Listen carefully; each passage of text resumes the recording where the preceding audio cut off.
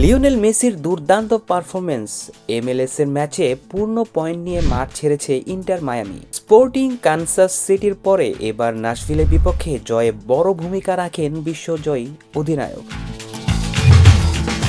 রোববার 21শে এপ্রিল ভোর 5:30টায় MLS এর ম্যাচে চেস স্টেডিয়ামে মুখোমুখি হয় ইন্টার মায়ামি ও নাশভিল। ম্যাচটিতে 3-1 গোলে জয় পায় মায়ামি।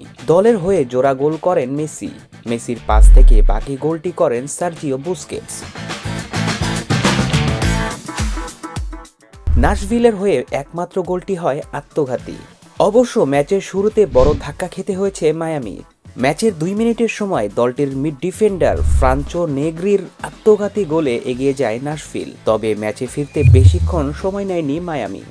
ম্যাচের 11তম মিনিটে সুয়ারেজের অ্যাসিস্ট থেকে গোল করে ম্যাচে সমতা ফেরা মেসি। এরপর ম্যাচের প্রথমার্ধেই লিড নেয় মায়ামি। 39তম মিনিটে মেসির কর্নার কিক থেকে হেড করে দলকে লিড পাইয়ে দেন সার্জিও বুস্কেটস।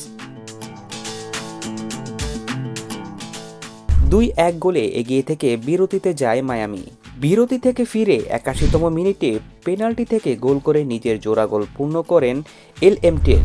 শেষ পর্যন্ত 3-1 গোলের জয় নিয়ে মাঠ ছাড়ে ইন্টার মায়ামি। এর মধ্য দিয়ে 8 বারের ব্যালন ডি'অর বিজয়ী তার ক্যারিয়ারের 830তম গোল করে, আর চলতি মৌসুমে সব প্রতিযোগিতা মিলে 9 খেলায় 9টি গোল করলেন।